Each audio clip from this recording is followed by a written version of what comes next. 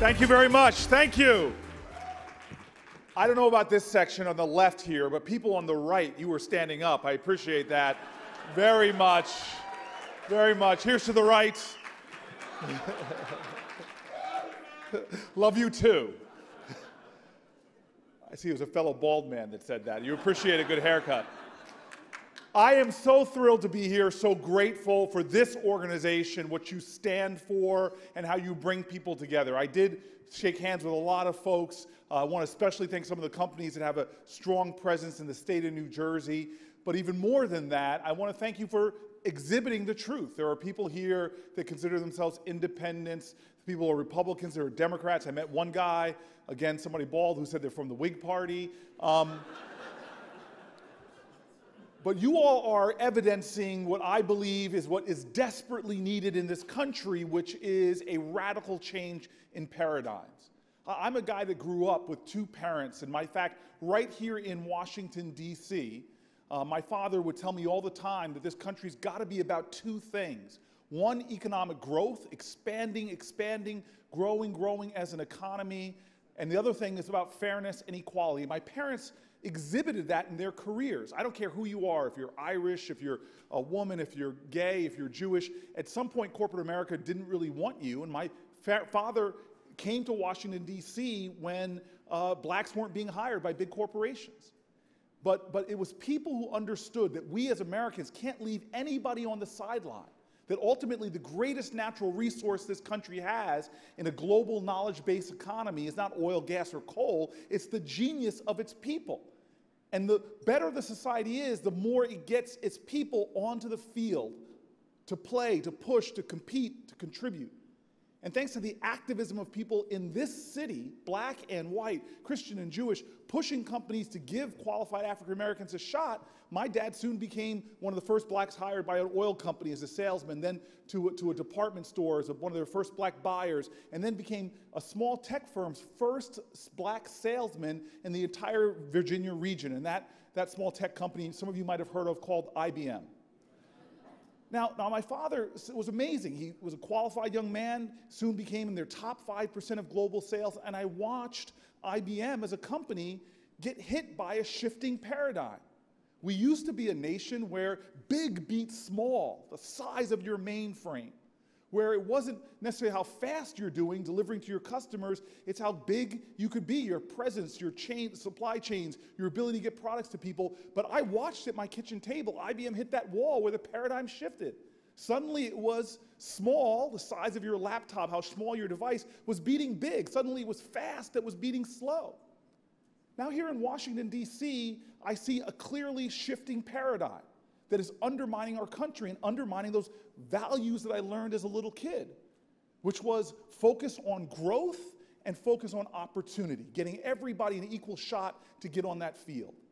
And where I see us being undermined is the fact that our paradigm has become outdated. We are focused too much in this town on left or right, when what we really should be focused on is the future versus the past. And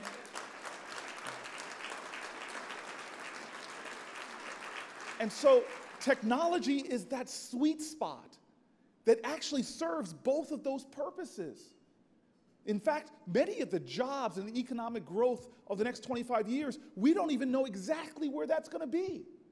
The advances we're making in green tech, the advances we're making in biotech, when I visit firms, even in Newark, New Jersey, like Panasonic, see what they're creating, see what Samsung's creating. The future is being re-envisioned every single day. And the reality is, it's actually empowering the work of people like me. Look, I'm one of those senators, if not the senator, who goes home to a census tract that's in poverty. I live in the central ward of Newark, New Jersey.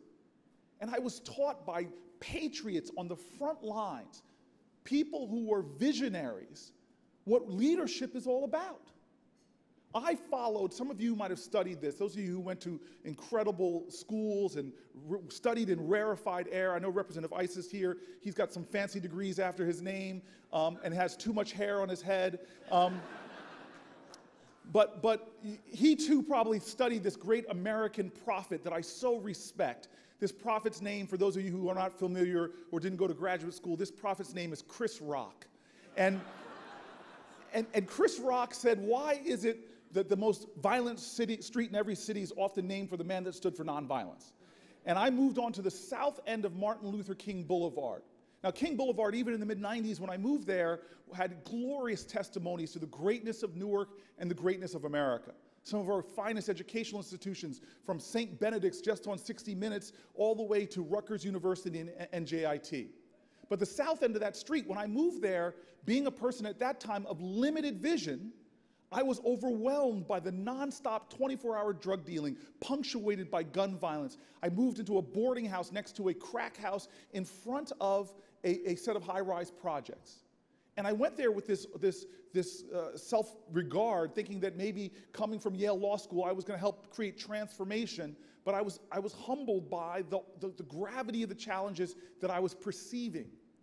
And I'll never forget this woman who was the tenant president, elderly woman, lived on the 5th floor of these projects, and she challenged me one day when I came to her and said I wanted to help her. She says, if you want to help me, and she stood with me on Martin Luther King Boulevard, and she stood with me and she said, hey, if you want to help me, tell me what you see here. And I looked around, I said, what do you mean? She goes, describe the neighborhood, and I described it just like I described it to you. Abandoned building being used for drugs, projects. I described it, and the more I talked, the more frustrated and disappointed she got. And she finally shook her head and said, you can't help me. And the elderly woman starts walking to the side of the street, and I'm perplexed. And I run after her, and I grab her very respectfully. And I said, what are you talking about? And she goes, son, you need to understand something, that the world you see outside of you is a reflection of what you have inside of you. And if you're one of those people who only sees problems and darkness and despair, that's all there's ever going to be. But if you're one of those stubborn people who every time you open your eyes, you see hope, you see opportunity, you see possibility, you see love, you see the face of God, then you can be one of those people that helps me.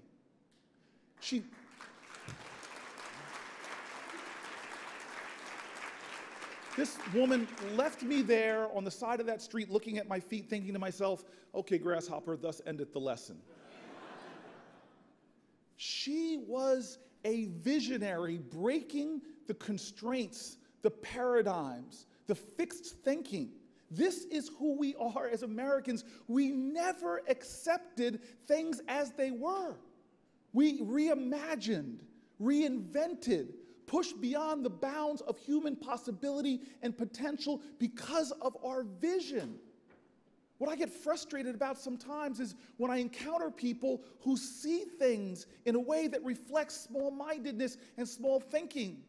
They see people by their labels first, Democrat or Republican, as opposed to seeing the truth of who we are.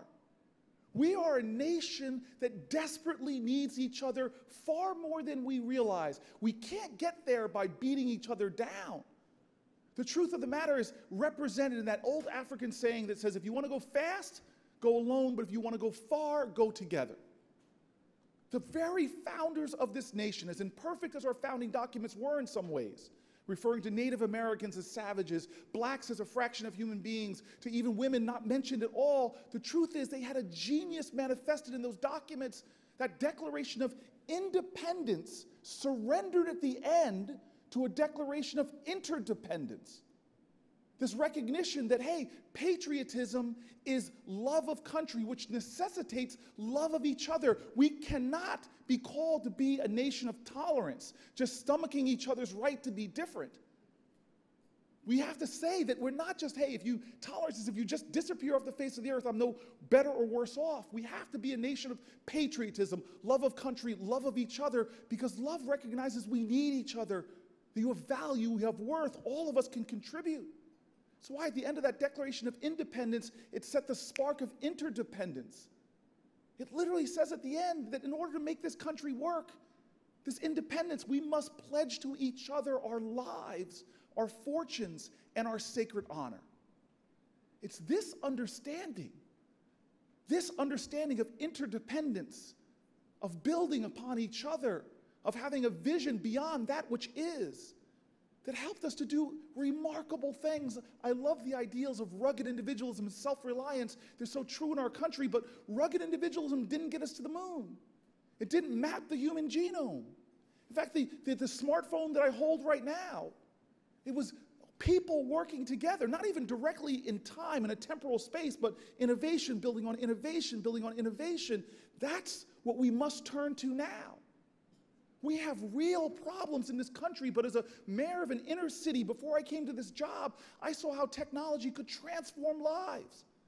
Kids who go to non-functioning schools, their parents could sit them down on the internet and study languages or texts and access to education. People that didn't have access to capital, they can disintermediate banks by going to organizations like Kiva. People who used to be isolated by disability could now get involved in global commerce. All of these things were allowed because of the invention of others. And so now here we are at this precarious time where we have environmental challenges, economic challenges, where we have challenges of cultivating the genius of our children. And this organization together, the light, the spark, the ignition that's here, I tell you, we can innovate our way out, but we cannot let government choke that innovation. I'm so frustrated. I'm so frustrated 2 years into the United States Senate about what I'm seeing. I'm so frustrated. I came here with a massive afro. I've pulled it out already, for crying out loud. When I see areas of government not seeing the potential from the Senate, which you still can't, it's not a searchable database. You got to get information out there on PDF files. To seeing different agencies. One of the ones that frustrated me so much was to see what was happening to drone technology and innovation. That we had an FAA that was so choking innovators here that they were moving to other countries just to innovate, doing things that weren't being done here when that technology could help us so much in alleviating suffering with delivering medicines and saving lives, saving money, reducing the time of basic tasks. In a hearing, I looked at the FAA folks and I said, look, if you guys were around during the time of the Wright brothers, we would have never gotten the airplane off the ground. And so this is my commitment. We've got to stop seeing each other in a broken paradigm.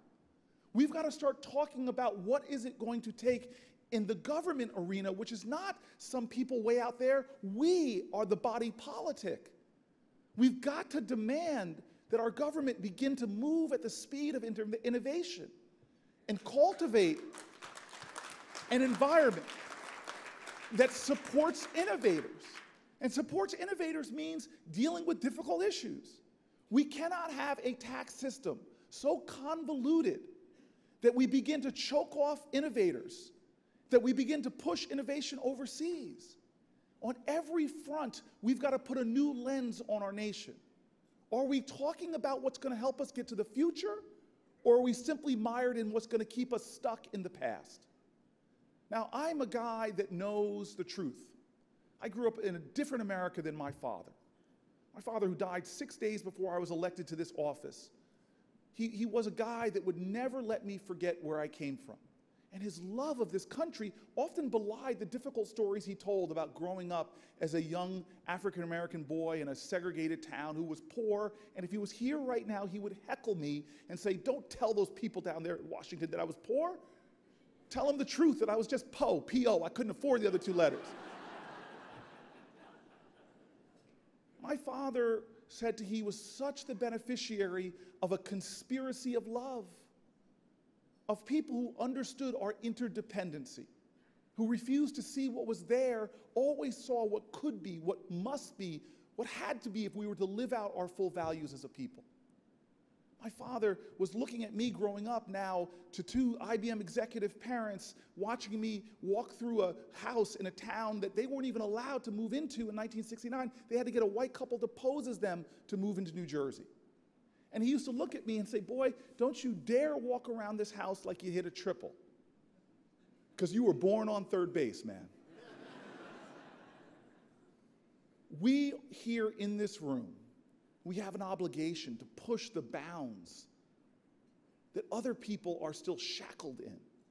We have an obligation to have a vision that is beyond the petty, particularistic interests of people who refuse to accept that the future involves everyone.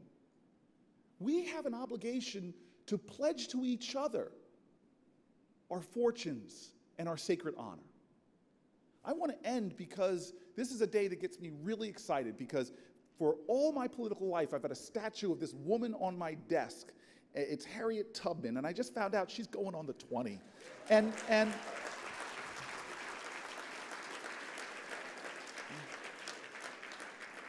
I just want to end in poetry, because this is a poet who wrote about the continuing struggle for America. And I love this poet because he calls to the conscience of this country to see beyond limitations, to live up to the call of our country, that we innovate as a human spirit, innovate towards what other people thought could not be done. I'm living what my father thought was an impossible life, but he told me, you need to now understand that all that this nation has done for you, it's not so that you could sit back on your laurels getting dumb, fat, and happy. You've got to break paradigms to continue to push this nation forward. This room of innovators, this room of visionaries, let us remember that we are part of a human family, this nation, with others pushing and pushing until we can achieve universal principles, affirm the dignity of all humanity, and cultivate that genius that forever and ever will bring us higher and higher. The poet I'm talking about is Langston Hughes, and he wrote this poem that I conclude with. He said, "Oh, let America be America again. The land that never has been yet, but yet must be, the land where everyone is free, the poor man, the Indian, the Negro, me." And who made America? Whose sweat and blood, whose faith and pain, whose hand at the foundry, whose plow in the rain must make our mighty dream live again. Oh yes, I say it plain, America never was America to me, but I swear this oath, America will be. Our government, our people cannot get caught in petty fights over yesterday. We must join together and pursue the dreams of tomorrow, where everyone is contributing to a nation that truly is one of liberty and justice for all. And I promise you that what's going to get us there is not the realists. It's going to be the dreamers. It's not the pragmatists. It's those heroes of hope. It's not those who see what is, but those who see what can be and work every single day to get us there. That is the torch and the light of this nation. I commit myself to with you that we will innovate to a greater, better, mightier, more hopeful, more loving future. Thank you, everybody.